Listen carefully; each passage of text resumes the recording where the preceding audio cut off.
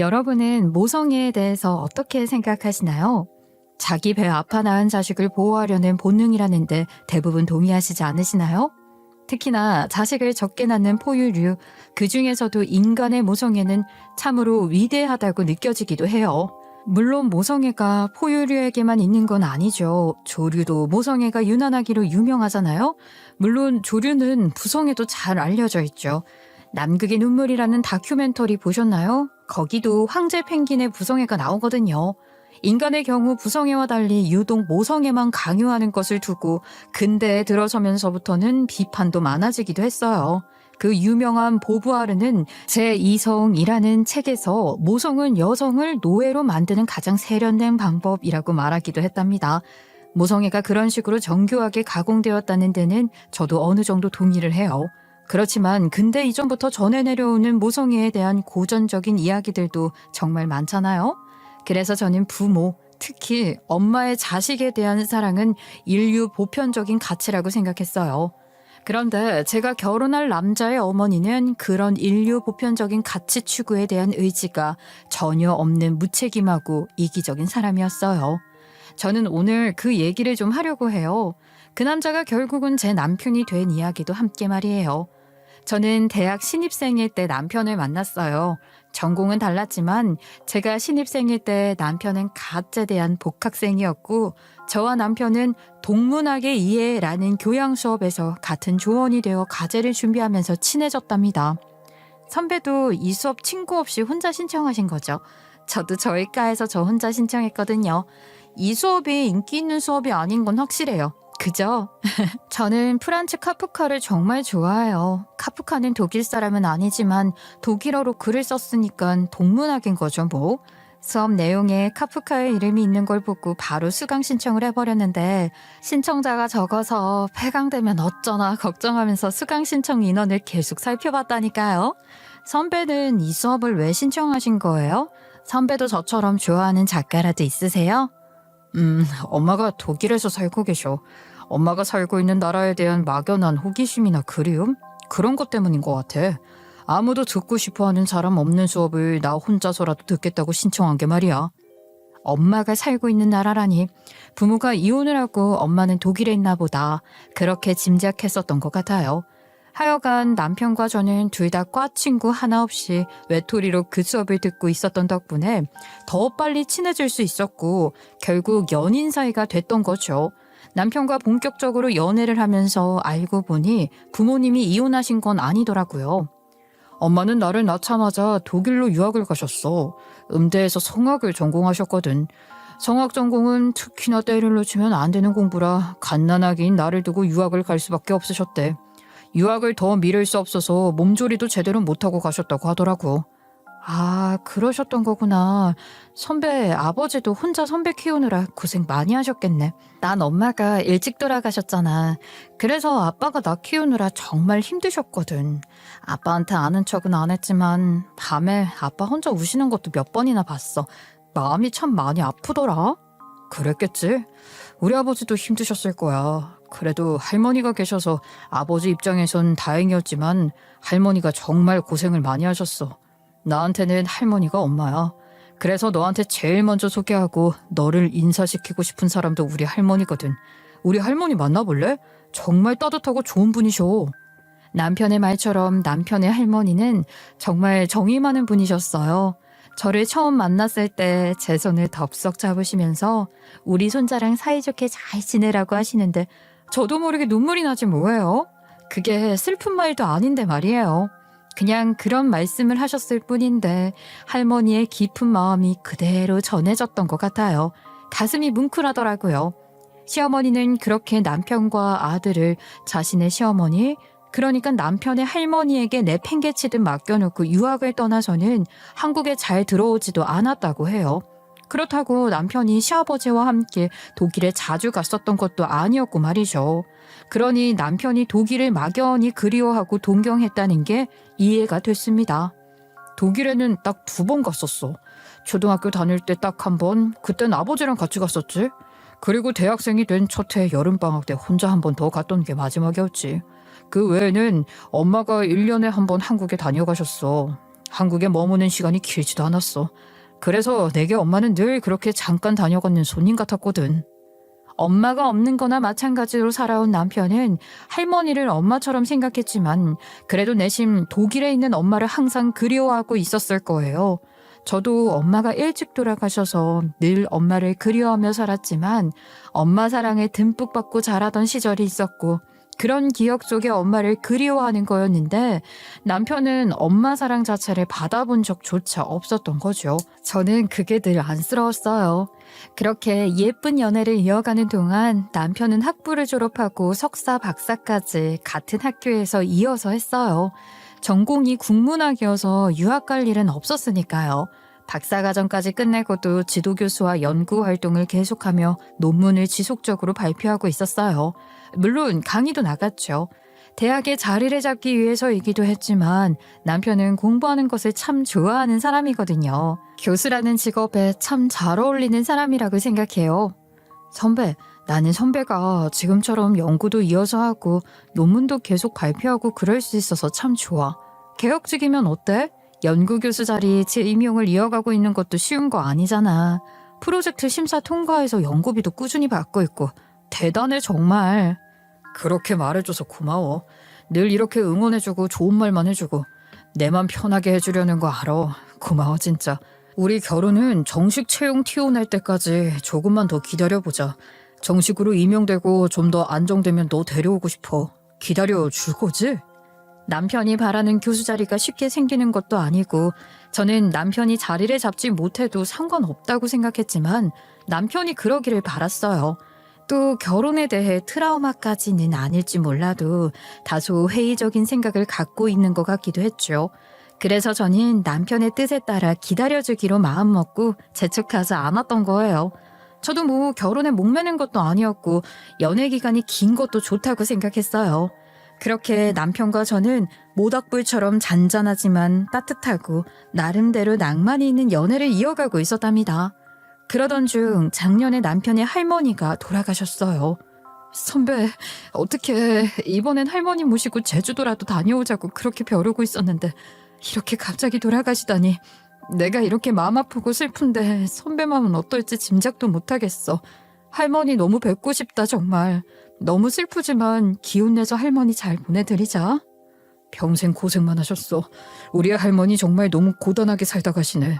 시집살이도 참 모질게 하셨거든. 그 구박을 다 참아내고 우리 아버지를 헌신적으로 키워내신 분이야. 그래서 무뚝뚝한 우리 아버지도 할머니에 대한 마음만큼은 얼마나 애틋하셨는지 몰라. 그렇게 잘 키운 아들 장가까지 보냈는데 뒷바라지는 계속 하셔야만 했잖아. 게다가 갓 태어난 손자까지 혼자 키우신 거나 다름없어. 나 정말 할머니한테 잘해드리고 싶었는데 잘해드려야 하는데 아직 아무것도 해드린 게 없는데 벌써 돌아가시면 어떡해. 나 정말 어떻게 해야 할지 모르겠다. 연애를 오래 하면서 서로의 집에도 자연스럽게 드나드는 사이였기 때문에 저도 남편의 할머니를 여러 번 뵀었어요. 그 시절 어머니들이 대부분 그러셨다고 하더라도 남편의 할머니는 유난히 고생을 많이 하셨고 그럼에도 불구하고 유난히 따뜻하고 마음이 넓은 분이셨습니다. 그런 할머니가 갑자기 돌아가셨으니 남편의 슬픔은 이루 말할 수 없이 클 수밖에요. 남편은 외아들이었고 시아버지도 외아들로 아래로 여동생, 그러니까 남편에게는 고모가 되시는 분이 한 분 계셨어요.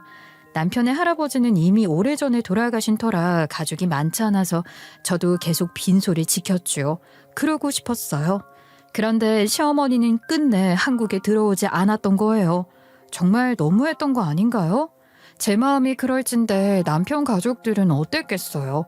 시부도 남편도 내색은 안 했지만 너무 서운하고 화도 났을 거예요. 그런 마음을 토로하는 건 남편의 고모뿐이었어요. 아니 정말 언니는 해도 해도 너무하는 거 아니야? 오빠는 대체 얼마나 물렁하게 구는 거냐고. 남편이나 시댁을 얼마나 무시하면 시어머니 장례식장에 나타나지도 않을 수 있는 건데? 어? 오빠도 말 좀 해봐. 지금 이 상황이 나만 화나는 거야? 우리 엄마가 어떤 시어머니였는데 이러느냐 말이야. 길게 말하고 싶지도 않았어. 엄마 돌아가셨다는데 한국 다녀간 지도 얼마 안 됐고 일정이 안 된다는데 무슨 말을 더 하겠어. 그런 마음인 사람을 억지로 불러들여서 여기 데려다 놓는다고 엄마가 좋아하시겠어? 그런 마음이라면 차라리 안 오는 게 낫겠다 싶더라. 아무리 그래도 그렇지. 나는 아직도 언니가 대학 때 오빠 따라다니던 기억이 생생해. 도시락이면 한약까지 지어서 도서관에 있는 오빠한테 지극정성을 다해서 귀여이 여자친구 자리 꿰찬 거잖아. 그때 오빠 따라다니던 언니들이 어디 한둘이었어? 그중에 언니가 뽑힌 건 그야말로 헌신적으로 쫓아다닌 덕분인 건데 게다가 애까지 가져서 그 바람에 결혼까지 해놓고는 오빠 사법시험 떨어지고 나니까 사람이 어쩜 그렇게 달라지던지 무서울 정도였다고. 법관 사무님, 최소한 변호사 사무 정도는 될 줄 알았겠지. 그거 기대하고 결혼까지 했는데 그게 그렇게 안 되니까 안면물 산 거 아니냐고. 그러니 젖먹이 갓난애를 한 번 제대로 안아주지도 않고 떼놓고 유학 간다고 가버렸지. 시어머니는 음대 재학 시절 법대생이었던 시아버지를 어지간히 쫓아다녔던 모양이었어요. 시아버지는 지금도 무척 근사하시거든요. 당시엔 키도 크고 잘생긴 데다가 과 수석을 도맡아 했었다니 대학 시절 시아버지의 인기는 정말 대단했었다고 해요. 시어머니는 그런 시아버지를 쫓아다니는 여학생들 중 하나였던 거죠. 사법시험을 준비하던 시아버지는 높은 점수로 1차에 합격하고 2차 시험에 재시 도전을 앞두고 있었던 시아버지는 스스로도 당연히 합격할 것으로 꽤 기대가 컸었다고 하더라고요. 마침 그때 남편이 생겨 결혼까지 했으니 시아버지의 책임감은 더 컸었겠죠. 그런데 모두의 기대와 달리 시아버지는 사법시험에 낙방했고 일반 기업에 지원해 입사를 했던 거예요. 시어머니의 마음이 그때부터 뜨기 시작했다는 남편 고모의 얘기가 제 귀에도 꽤 그럴듯하게 들렸습니다. 오빠도 기억나지?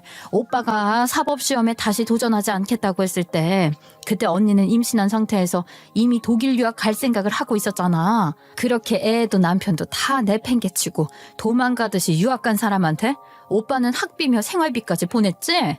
언니네 친정에서도 도와줬다고는 하지만 그렇게 유학 간 마누라 뒷바라지를 오빠처럼 성실하게 하는 사람이 어디 있겠어.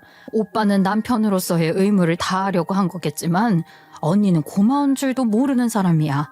공부가 끝나도 한국에 돌아올 생각은 안 하고 독일에 남아서 생활비 지원도 계속 받았잖아. 책임감도 없고 일말의 죄책감 같은 것도 없는 사람이야. 오죽하면 자기가 그렇게 버리고 간 남편이랑 아들이 이날까지 돌봐준 시어머니가 돌아가셨는데 그랬는데도 와보지도 않을까? 안 그래? 그 생각만 하면 내가 지금도 피가 거꾸로 솟는 것 같아. 무슨 이런 경우가 있느냔 말이야. 남편의 고모가 그렇게 화를 내는 건 당연한 거라고 생각했죠. 빈소를 지키는 동안 내내 시어머니는 어디 있냐고 묻는 문상객들 때문에 저조차도 민망했던 게 한두 번이 아니었는데 가족들이야 말해 뭐 하겠어요. 제가 시어머니를 처음 만난 건 남편의 돌아가신 할머니의 첫 기일이었어요. 그러니까 남편의 약혼녀로 정식 인사를 하는 자리가 아니라 할머니 기일 가족 모임에 제가 남편과 동행해 만나게 된 거였던 거예요. 남편과 사귀는 동안 시어머니가 한국에 왔을 때 인사를 하려고 몇 번이나 약속을 잡으려고 시도했었지만 그때마다 시어머니가 이런저런 핑계를 대며 바쁘다고 해서 한 번도 만나지 못했거든요. 근데 너무 웃기는 게 나를 언제 봤다고 얼마나 한다고 다짜고짜 반말을 하면서 시집살이를 시키는 거 아니겠어요? 황당해서 정말. 아니 제 입장에서는 아직 결혼도 안 한 심지어 결혼 날짜를 잡은 것도 아닌 남자친구의 할머니 기일인 거고 시어머니 입장에서는 하나밖에 없는 며느리로서 시어머니의 기일을 맞은 거잖아요. 그것도 장례식에도 오지 않고 맞은 첫 기일인 건데 저한테 이래라 저래라 제사 시집살이를 시키면서 정작 본인은 아무것도 안 하는 거 있죠? 와 지금 다시 생각해도 열받네요. 우리 제이 만나는 아가씨라고? 아직 뭐 정식으로 인사를 한 것도 아니고 앞으로 어떻게 될지도 모르는데 서로 번거로운 인사 같은 건 생략하지 뭐. 그리고 사실 난 딱히 아가씨에 대해서 궁금하다거나 알고 싶다거나 그런 것도 없어. 나는 직업이나 집안 같은 환경을 보고 누군가를 판단하는 그런 사람이 아니거든. 내가 독일에서 계속 살았던 건 알지? 유럽 중에서도 독일은 그런 쪽으로 굉장히 깨어있는 곳이야. 거기서 오래 살다 보니 나도 자연스럽게 그런 편견 같은 것에서 자유로워지더라고. 초연해졌다고나 할까? 뭐 그런 거야. 내가 무슨 말 하는지 알겠어? 네, 뭐 좋은 마인드네요. 배경에 상관없이 사람 자체만 본다는 건요. 그런데요, 어머니, 전 아가씨가 아니고 김은주라고 합니다. 재밌는 아가씨네. 아니, 김은주라고? 재밌다고 해야 하나 맹랑하다고 해야 하나? 나는 오늘 아가씨 아니 김은주 씨가 행동하는 걸 보면서 은주 씨의 사람 됨됨이를 알아볼 작정이야. 말귀가 어둡지는 않은 것 같으니 내 말 무슨 말인지 알아듣지? 그리고 어머니라는 호칭은 좀 그렇네. 아직은 좀 그렇지 않아요? 내가 지금 무슨 얘기를 들은 거지 싶고 그 상황이 도저히 이해가 되지 않아 어리둥절해 있는데 옷 지적부터 바로 들어오는 거예요. 제삿날 일하러 오면서 옷이 그게 뭐야? 그렇게 불편하게 입고 오면 어떡해? 일을 안 할 작정으로 왔다 이건가? 그렇다고 옷이 세련되고 예쁜 것도 아닌데 그렇게 입고 출근해도 되는 직장에 다니나 봐? 검은색 기본 슬랙스에 단정하고 심플한 블라우스를 입고 있었는데 블라우스 소매단을 접어야 하는 걸 보고 하는 말이었어요. 정작 본인은 물 튀는 것도 조심스러운 실크 소재의 타이트한 원피스를 입고 있었으면서 누구더러 옷 지적이 웬 말이냐고요. 잠자코 듣고 있던 남편 고모가 더 이상 못 들어주겠다 싶으셨던 건지 참견을 해주셨지 뭐예요. 언니 속아 웃겠어. 웃기려고 일부러 그래요? 언니야말로 옷이 그게 뭐예요 정말. 시어머니 제사에 세상 어떤 며느리가 그런 옷을 입어요. 게다가 언니는 장례식장에도 안 왔던 며느리잖아. 그러고 맞는 첫 끼일인데 아니 어디 파티 왔어요? 그래가지고 가만히 앉아있는 것도 불편해 보여요. 그리고 지금 그런 옷이 언니 나이에 어울리기나 해요? 뱃살이며 옆구리 살 울퉁불퉁한 것 좀 봐. 그런 몸에 실크 소재라니. 그렇게 입고 싶으면 사이즈라도 맞게 입어요.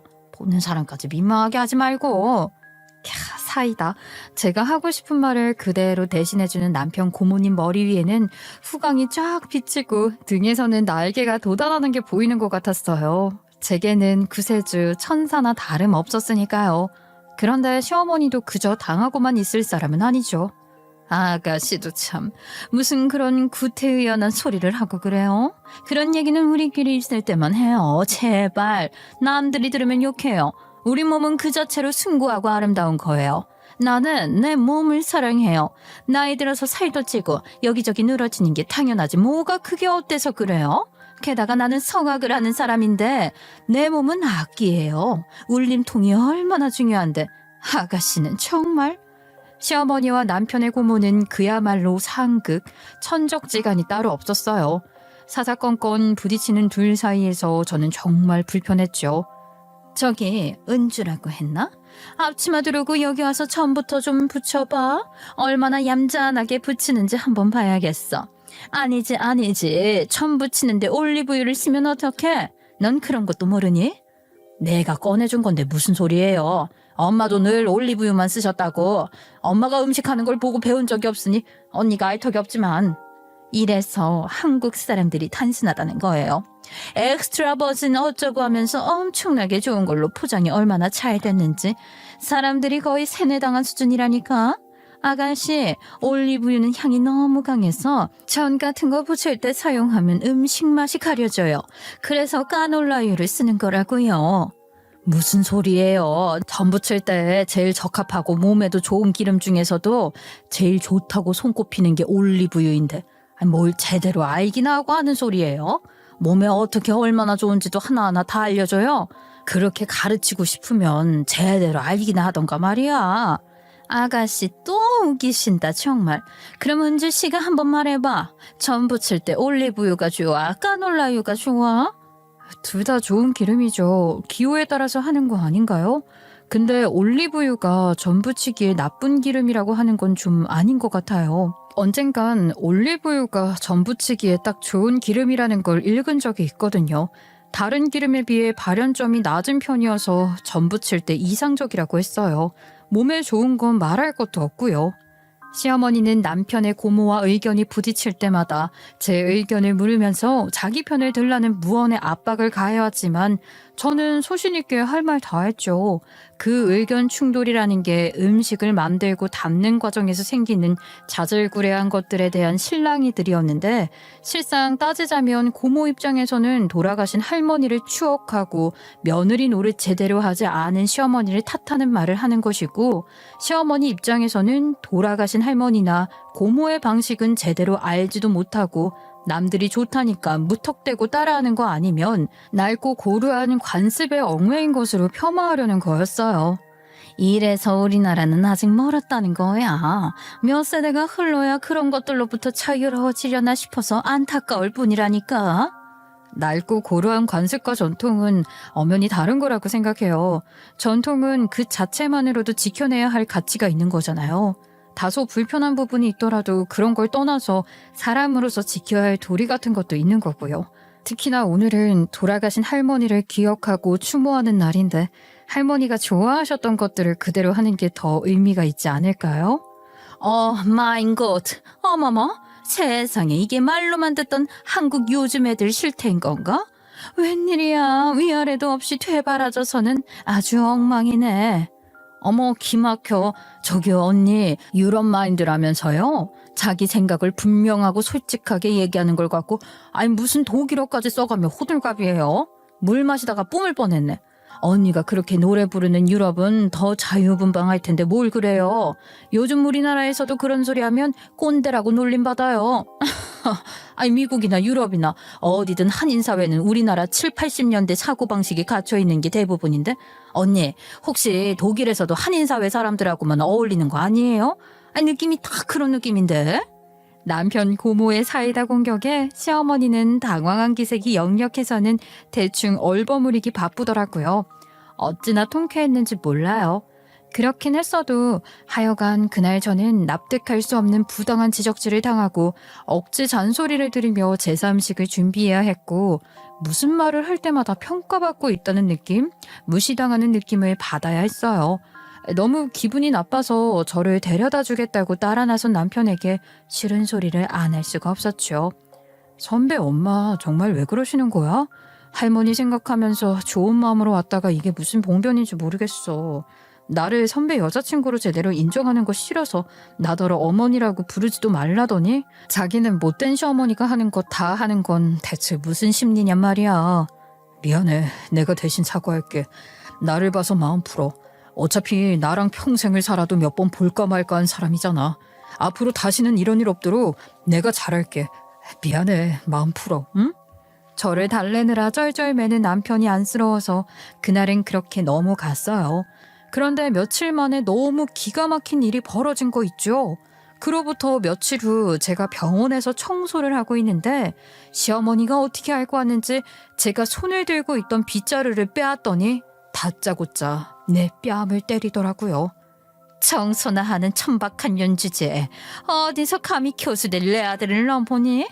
내가 너 처음 봤을 때부터 마음에 안 들었어. 한국 음식이 안 맞는지 내가 속이 안 좋다고 했더니 제이가 이 내과를 알려주길래 일부러 찾아왔는데 이런 꼴을 보여주려고 날 여기로 가보라고 했나 보네. 아휴 기가 막혀서 그 착해 빠진 헛똑똑이가 지가 결혼하고 싶다고 데려온 여자가 병원에서 청소나 하는 여자라고 차마 말로는 못하겠던 모양이지. 걔는 항상 그랬어. 나한테 대놓고 말은 못하고 이렇게 뭉뚱그려 표현하는 애였다고. 그래도 그렇지 이건 너무 심하잖아. 병원 청소부라니 이런 뒤통수가 어딨어. 저기요 아주머니, 어머니라고 부르는 게 싫다고 하셨으니 아주머니라고 할게요. 이게 지금 얼마나 무례한 행동인지 알고는 계시죠? 아니 지금 제 뺨을 때리신 거예요? 저 이거 절대로 그냥 못 넘어가요. 완전히 고속감이라고요. 예, 아니 고소? 청소나 하는 네가 무슨 수로 날 고소해. 우리 아들은 대체 뭘 보고 어떻게 자라서 사람 보는 눈이 이렇게도 없는 건지. 집에만 있는 할머니가 오냐오냐 키워서 애가 아주 맛이 갔네. 애를 완전히 망쳐놨다고. 내가 키웠으면 너 따위 여자는 절대 안 만나지. 아니 어떻게 어디서 이런 애를 여자친구라고. 나 참 기가 막혔어. 넌 이게 카단키나 한 일이라고 생각하니? 밖에서 시끄러운 소리가 나니 병원 직원 한 명이 놀란 얼굴로 뛰쳐나와서 하는 말이 원장님 청소는 저희가 한다니까요. 아유 볼 때마다 말려도 매번 이러시니 저희가 어떻게 해야 할지 모르겠어요. 얼른 들어가셔서 진료보실 준비하세요. 뭐라고? 원장? 이게 뭔 소리야? 이것 보세요. 지금 얘한테 원장님이라고 한 게 맞아요? 똑바로 말해봐요.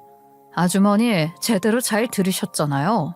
제가 이 병원 원장이라고요. 지금 진료 들어가야 돼서 일단은 덮어두는데 나중에 다시 얘기해요. 절대 가만히 안 있을 거니까 그렇게 하세요.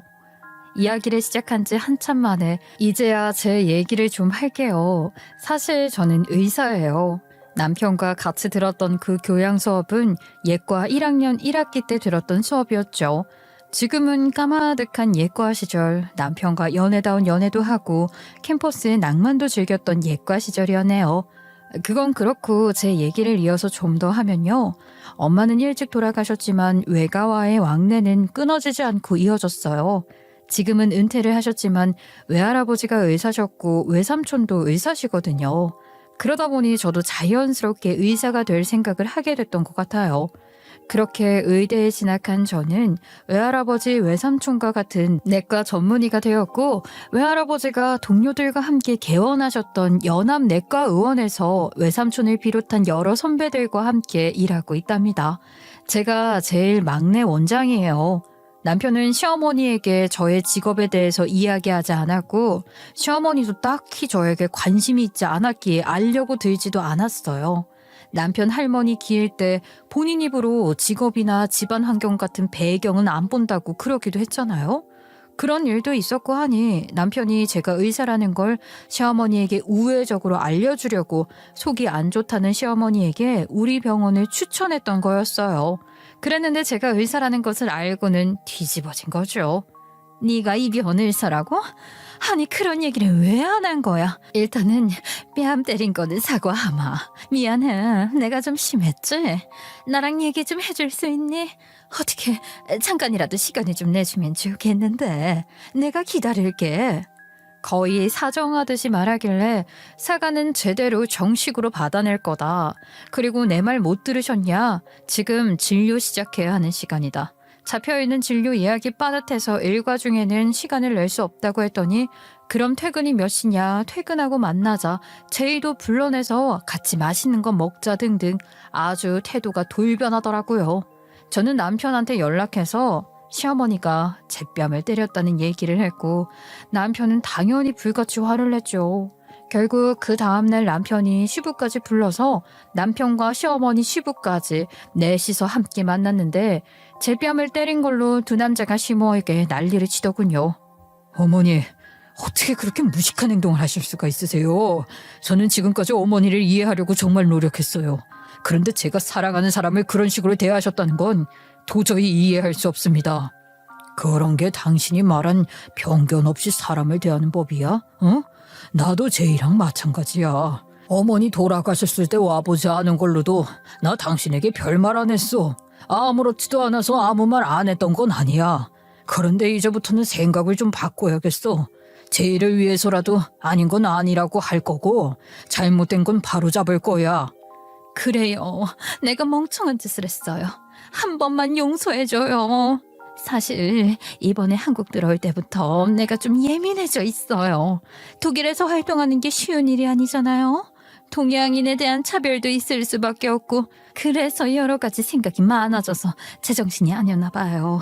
은지 씨한테도 너무 미안해요. 내가 이렇게 사정할게요. 제의를 봐서라도 한 번만 봐줘요. 내가 정말 큰 실수를 했어요. 시어머니는 눈물 콧물 다 쏟아가며 열변을 토하더라고요.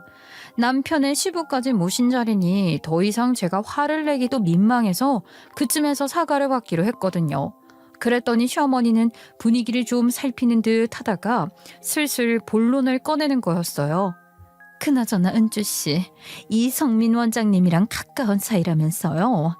들어서 아는지 모르겠는데 그분이 이번에 친분 있는 클래식 애호가 동료 의사분들과 작은 협회를 하나 만드신다나 봐요. 왜 기업이 하는 메세나 지원 사업 있죠? 그것처럼 문화예술 활동 후원 사업을 하신대요. 내가 거기에 관심이 있거든. 독일이나 유럽 인맥이 있으니 내가 할 수 있는 역할이 분명히 있을 거란 말이죠. 아, 성민 아저씨요? 그럼요, 잘 알죠. 외할아버지 제자시거든요. 어릴 때부터 아저씨라고 불러서 지금도 저는 원장님이라는 말이 잘 안 나오더라고요. 그 아저씨가 클래식에 조예가 깊으시죠. 전공을 하고 싶어 하셨을 정도였다고 들었어요. 그런 협회를 만드신다는 건 몰랐어요. 아, 그렇군요.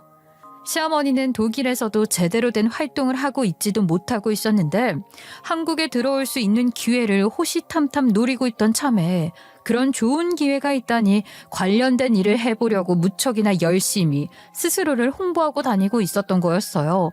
그러니 당연히 그 협회에서 영향력이 제일 큰 사람에게 공을 들이고 있었겠죠. 시어머니는 제가 의사인 걸 알게 되자마자 저에 대해서 알아볼 수 있는 건 다 알아내려고 아주 필사적으로 조사를 한 것 같았어요. 그러니 그 원장 아저씨랑 제가 잘 아는 사이인 것 정도는 쉽게 알아냈을 테고 제게 잘 보이려고 식사 시간 내내 속 보이는 아부를 했고 저는 그런 모습들이 거북하고 불편했어요. 남편이 시어머니에게 저에 대해 자세히 이야기하지 않은 데는 다 깊은 뜻이 있었다는 걸 그제야 저도 알게 된 거예요. 사실 어머니가 꽤 오래전부터 아버지에게 자금 투자를 부탁하셨어. 외가에서도 더 이상 어머니를 지원해 줄 사람이 없으니 아버지에게 막무가내로 그러는 거야. 아버지도 할 만큼 하셨지. 아내로서 엄마로서 아무런 역할도 하지 않은 어머니에게 그런 큰 돈을 쉽게 해주실 수는 없었을 거야. 뜻대로 되지 않으니 그동안 그 오랜 시간 동안 물심양면 지원한 아버지의 배려를 무시하고 한국에도 더 안 들어오고 그러셨던 것 같아. 할머니 장례에도 오지 않고 말이야. 그런 상황이었기 때문에 어머니가 네 직업에 대해서 몰랐으면 했어. 그걸 알면 어떤 식으로든 이용하려고 하실까 봐 걱정이 됐거든. 그랬구나.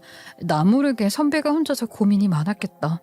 근데 선배 어머니가 어떤 요구를 하더라도 나는 거기에 응할 마음이 전혀 없으니까 걱정하지 마. 내 성격 알지?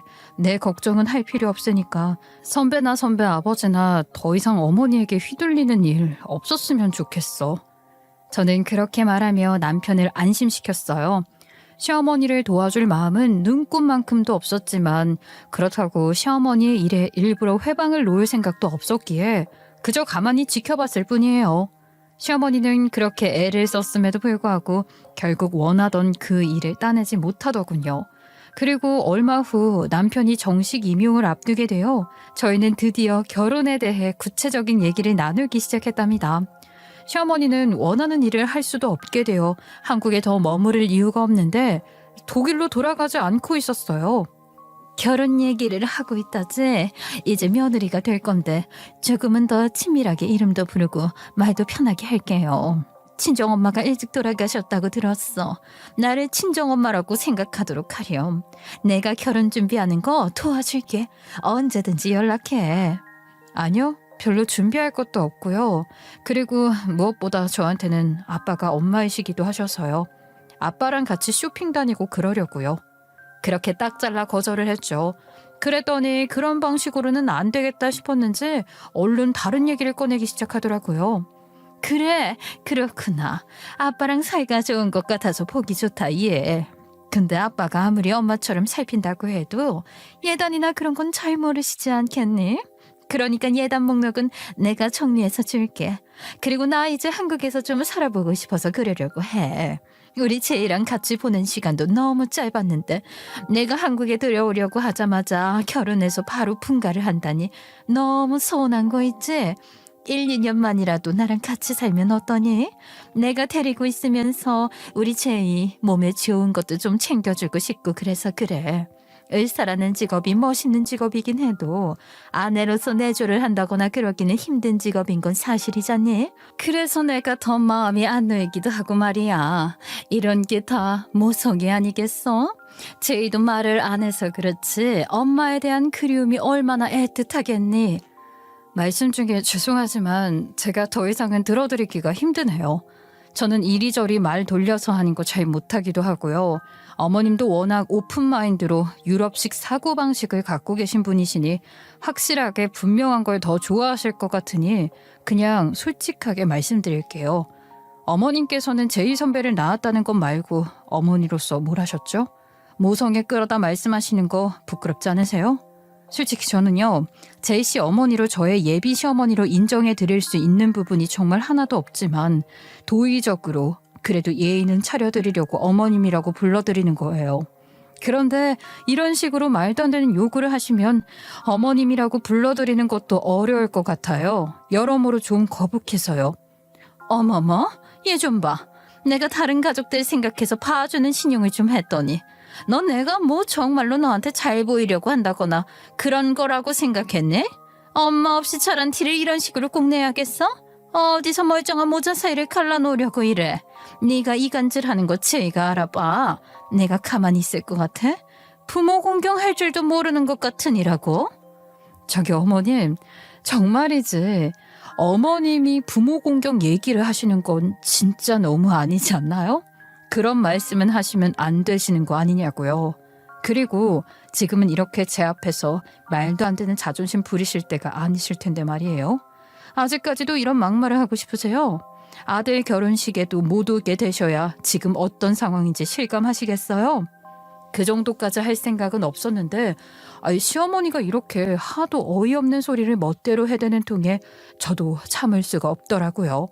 시아버지도 남편도 시어머니에 대한 마음이 차갑게 식었고 드러내놓고 냉랭하게 대하는데도 제 앞에서 오기를 부리는 모습이 역겹기까지 했습니다. 그런데 시어머니에 대한 이상한 소문이 들려오기 시작했어요. 남 얘기에는 관심이 없기로 유명한 외삼촌 귀에까지 들어갔나 보더라고요.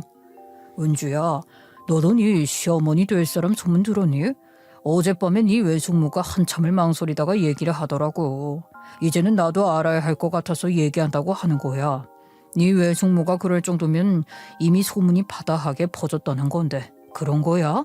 네, 성민 아저씨가 만든다는 그 의사협회 일이 잘 안 되니까 개인이나 그룹 레슨 같은 거라도 하려고 했나 본데 입시 레슨 할 실력은 안 되니까 성인들을 대상으로 하는 취미 성악 레슨 같은 걸 하려고 했나 봐요. 그러면서 의사협회 일 따내려고 접촉했던 의사들 위주로 영업을 시작했겠죠. 의사들 중에 그런 거 좋아하는 사람이 많기도 하니까 뭐. 하여간 그러면서 조영우 원장한테도 영업을 하고 그 사모랑도 따로 만나고 그랬다고 하더라고요. 아시죠? 그 사모가 이것저것 캐내서 여기저기 말 옮기는 거 좋아하는 분인 거.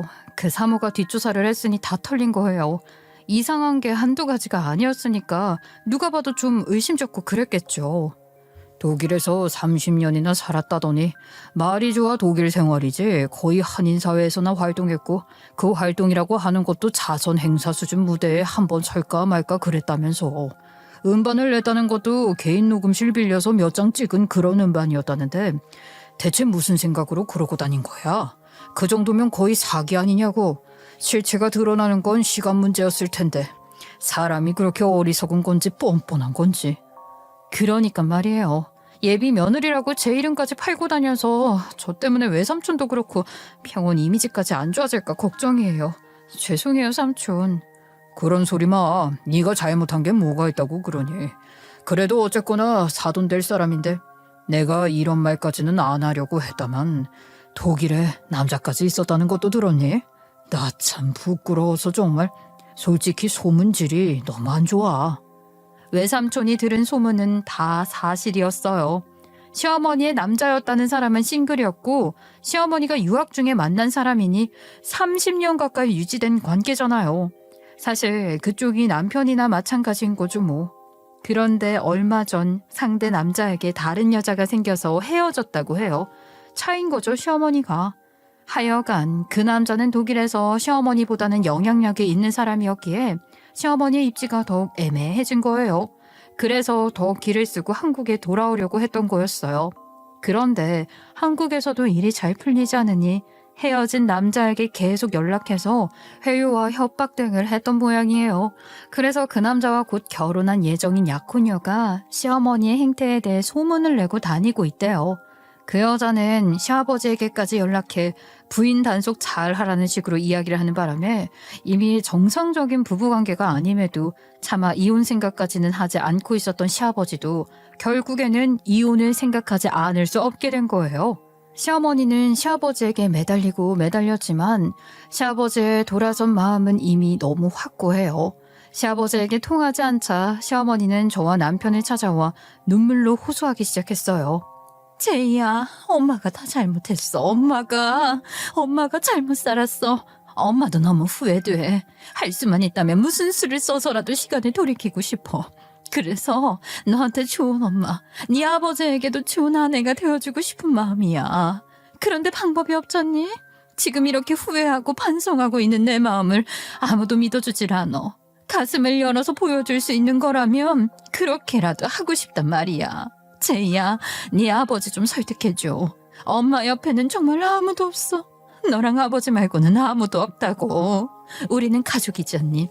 떨어져 살았던 시간이 길었지만 이제라도 모여 살면서 좋은 추억 많이 만들면서 살아야지. 그럴 수 있어. 가족이니까. 엄마 좀 도와줘, 제이야. 응? 은주야, 네 아버지가 너 참 예뻐하시잖아. 얘기 좀 잘해줘라. 응? 저도 아버지도 이제는 어머니에게 남은 감정이 없어요. 이렇게 찾아오셔서 아무리 매달리셔도 제 마음이 흔들리지 않는다고요. 어머니는 30년이 넘는 결혼 기간 동안 아내와 엄마, 며느리로서의 의무와 책임을 지킨 게 정말 단 하나도 없으십니다. 얼마나 이기적이고 얼마나 무책임하게 사셨는지 스스로 생각해 보세요. 제일 잘 아시잖아요. 심지어 그랬던 것에 대해 미안함이나 반성 또한 전혀 없으셨고요. 저는 어머니가 정말 나쁜 사람이라고 생각합니다. 지금 제 앞에서 흘리는 눈물도 연극으로밖에 안 보여요. 은주 앞에서 이런 모습 다시는 보이고 싶지 않으니까 이런 식으로 찾아오지 마세요. 그리고 아버지도 그만 괴롭히세요. 어머니 때문에 받은 상처가 많으신 분입니다. 그걸 아신다면 최소한의 예의, 배려라고 생각하시고 그만하세요. 돌이킬 수 없으니까요. 시어머니에게 더 이상 실망할 것도 없다고 생각했던 남편은 독일에서 들려오는 소문들과 그 소문에 대처하는 시어머니의 구차한 모습들을 보며 정말 괴로워했어요. 그런 시간을 보내면서 시어머니에 대한 마음 정리를 단단히 한 것 같았습니다. 그 어느 때보다 냉철하고 담담한 목소리로 시어머니를 돌려보냈거든요. 시어머니가 이혼을 순순히 받아들이지 않아서 시아버지는 결국 이혼 소장을 제출했고 소송이 시작됐어요. 시어머니는 어떻게든 시간을 끌 작정이었겠으나 무슨 소용일까 싶네요. 그 일은 시간이 걸릴 뿐 알아서 잘 해결될 거니까 남편과 저는 홀가분한 마음으로 결혼을 했습니다. 시어머니는 당연히 결혼식에 초대하지 않았죠. 시어머니가 갓난아이까지 내팽개치고 독일로 유학을 가서 이루려고 했던 것은 자아실현도 성공도 아니었다고 생각해요. 무책임한 일탈, 도피가 아니고 뭐겠어요? 같은 여자로서가 아니라 인간적으로도 공감하거나 이해할 수 있는 부분이 단 한 구석도 없었어요. 안타깝거나 안쓰럽다는 생각도 전혀 들지 않고요. 남편의 시어머니처럼 일평생을 자기만 생각하며 사는 사람이 또 있을까 싶습니다. 그렇지 않나요? 애당초 남편이나 아들을 본인 인생의 한 부분으로 생각한 적도 없었던 사람이잖아요. 그런 사람인데도 시아버지는 남편으로서의 의무를 다하려고 마지막까지 노력을 했고 남편도 그런 엄마라도 늘 그리워했던 거예요. 그걸 생각하면 마음이 너무 아파요. 그 세월의 회한이 어떨지 저로서는 짐작도 하기 힘들지만 저는 제가 할 수 있는 일을 하려고요. 아버님, 주말에 약속 있으세요? 저희 아빠랑 같이 식사 자리 만들까 하는데 어떠세요? 아버님 시간 괜찮으시면 아빠께도 여쭤보려고요. 주말에 선약이 있는데 어쩌지? 아니 근데 그 약속이 너희 아빠랑 한 약속이야. 지난번에 사돈이랑 따로 한번 만났는데 얘기도 잘 통하고 좋더구나. 마음이 그렇게 편할 수가 없었어. 그래서 우리 친구 먹기로 했다. 사돈지간에 친구 먹지 말란 법도 없잖아. 저도 남편도 혼자 계시는 양가 아버지들이 마음이 쓰여서 모시고 식사하는 시간을 자주 만들려고 했는데 그러면서 아버지 두 분이 부쩍 가까워지더니 요즘은 아주 절친이 따로 없어요. 우리가 끼면 하고 싶은 이야기 다 못한다고 하시면서 두 분이서 자주 만나신다니까요. 남편과의 신혼생활은 평온한 가운데 행복해요. 연애를 오래 해서 친구처럼 느껴지기도 하지만 친구 같은 관계라고 해서 뜨겁지 않은 건 아니잖아요. 할머니의 사랑을 아낌없이 받고 자랐지만 엄마에게 버림 혹은 외면받았다는 생각에 어린 시절부터 받았을 상처가 깊은 남편을 누구보다 잘 알기에 더 많이 표현하며 살고 싶어요. 얼른 아이도 낳아 가족애를 만끽하게 해주고 싶기도 하고 말이에요. 저 또한 제 일에 대한 자부심이나 욕심이 누구 못지않지만 제가 사랑하는 가족들을 외롭게 두지는 않을 거예요. 애써서 노력하려고 하지 않아도 당연하고 자연스럽게 그런 마음들이 생기거든요. 아이 낳고 살아가면서 겪게 될 많은 일들이 기대되고 설렌답니다. 행복하게 잘 살게요. 응원해주세요.